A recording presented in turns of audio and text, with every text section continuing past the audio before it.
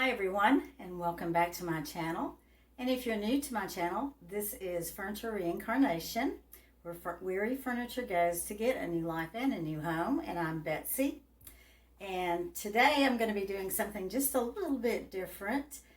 Usually I'm doing some type of refinishing, painting, or upholstery work on chairs. But today I'm going to be doing some things with paint brushes and giving out some tips on how to take care of paintbrushes.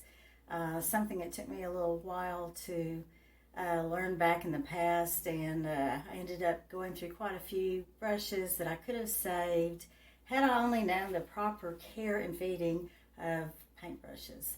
And also I'll be sharing a few more tips, so come on with me on the furniture reincarnation journey. So I have a few brushes here that I need to get cleaned, and I have them wrapped up in cellophane, plastic wrap, and you can store your brushes like this in between coats, or also you can store it overnight if you're going to be using them again the next day. And I know some people actually store them longer than that, but personally I would not recommend that, as they do start to get kind of hard right here, and the paint does tend to set. I want to avoid that if at all possible. And so the first thing I do is go ahead and turn on some water. I'm right here at the sink. And I know some folks like to get the water really hot, and I'm not so sure that that's a good idea, because this part of the paintbrush is called the ferrule. I just learned that. I always called it the metal band. I guess you can call it either one. But let me turn that off while I'm talking. So inside of here is an adhesive that holds things together, and from what I've read and understand, if you have too hot of water, I think that could help over time to maybe, if it gets up underneath there really bad, to maybe cause you problems when you're with your bristles coming out and such. So I would say that's a no-no. Then also another tip I want to share that I've seen some people do that I think possibly might not be the best thing to do is they'll also put the brush like this and let water go down on it. I used to do that myself, and then I noticed I was getting rust and all kinds of things I did not want on my brush because of that. So after researching it and finding out that's a no-no, you always want to rinse your brushes out downward, not upward, to where you're getting it into this ferrule or metal band. So with that in mind, I'm going to turn the water on. I'm going to show you how to wash my brushes. And like I said, I don't like to get it super hot. I just do warm water, and just let that go over the brush. Make sure you can see that. Let it rinse over the bristles really good, and then you can start working it out as more and more comes out of it.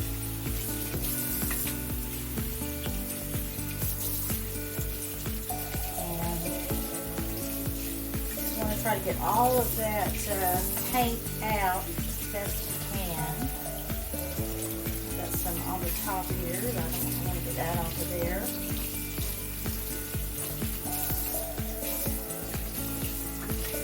You want to keep washing, rinsing it until the water does run clear. So I'm going to take, also I have a comb, paintbrush comb, and that also helps to get rid of and loosen a lot of the paint that might be in between, inside there where you can't really see it from the outside. And so it helps use this. Now, I've seen some people also use a wire brush, but on further research of that, I heard that's a no-no too. don't want to use a wire brush because it will start tearing up your bristles and lead to your paintbrush not being in as good condition as you would like, and you may have to replace it. Water's running clean and clear, so I'll go ahead and turn it off right now. And I know a lot of painters will, let me move this out of the way, take this and just do it like this real fast. Personally, if you can do that, go for it. In any case, it's supposed to flail out the brush and pretty much get most of the moisture out of it. At this point, I like to try to dry off and reshape the brush as best I can. And then sometimes I'll just wrap a paper towel around it and try to get it pretty tight, so to try to get it to hold its shape. Okay, and I've started on my other brush and I've pretty much cleaned it. I don't want to put everyone through the whole process of cleaning a brush again, but I also wanted to show that I also like to clean the ferrule. This makes for a nicer looking, cleaner looking brush, so rather than having the ferrule all gummed up with paint all over it. I've got some paint already on the wooden part, which to me is almost impossible to keep from doing that. Anyway, like I said, I like to always get the paint off of the ferrule because nobody wants to go around with a dirty ferrule. And it just looks so much nicer, I think, that way, and makes it more fun to paint. So now it's all nice and clean and rinsed off and clean ferrule. So, and I've already slung it out a couple of times to try to get some water off of it. And now I'm just going to roll it up in a paper towel for now. And I probably should have mentioned that this is cleaning off for chalk paint or latex paint, water-based paint. Oil-based paint would be a whole nother method, which I won't be doing tonight. The next thing I have to clean is this roller. Lots of times I'll just throw the little rollers out, but things are getting more expensive lately. So I thought I'd clean this and also just show how I clean it.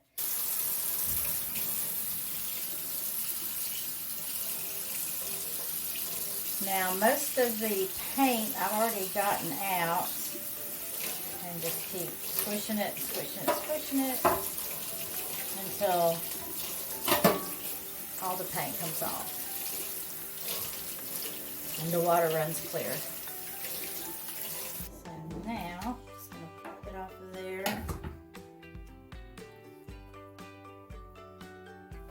Just keep bringing it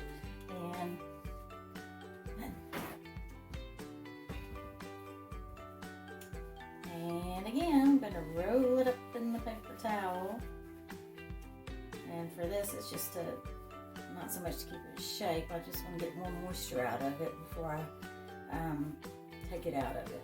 So, and while we're here, another tip that I'd like to pass along is, I don't know about you, but lots of times my paint ends up looking like this, and it's really hard to open it because it gets stuck. I've actually found an easy fix for that, and I'm not sure exactly where I've heard about it, but in any case, I've cleaned this. It's actually Dixie Belle in the plastic container with the lid. To keep the lid from getting stuck, heard this tip about, you can use Vaseline just around, I guess, the top of it. I'm going to apply it with my finger here and put it on the outside of the rim. You could also probably use a Q-tip or whatever else you like to use.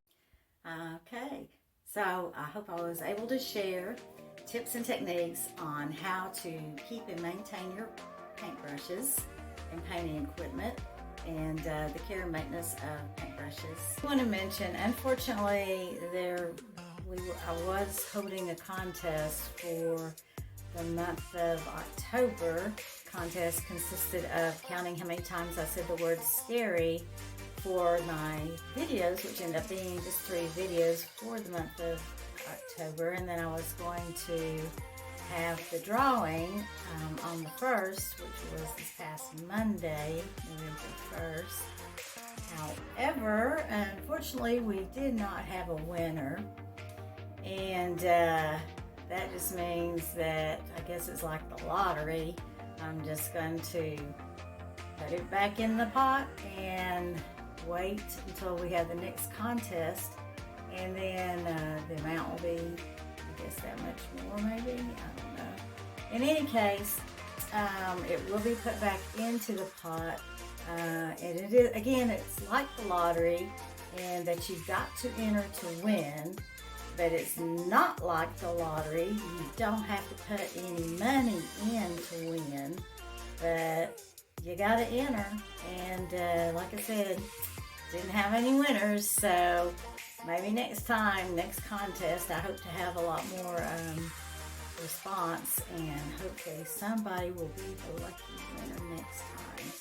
And we like to give things away here over at Furniture Reincarnation, so hopefully next time someone will enter and win the jackpot, which is probably, you know, nice gift certificate or something. Anyway, oh, I digress. Anyway, please comment below and let me know your opinion of cleaning brushes. Does it have to always be such a chore, or do you have other ways of doing it that may be even better? And also, if you would comment below on things that you would like to see me do in the future, as far as any type of furniture restoration, painting, staining, etc. You can also put that below and make your requests known. Comment below and let me know your thoughts. Let me know you're out there. I know I have some viewers, so viewers, please speak up. And thank you for being with me today, and hope to see you next time on Furniture Reincarnation. Oh, I digress. Anyway.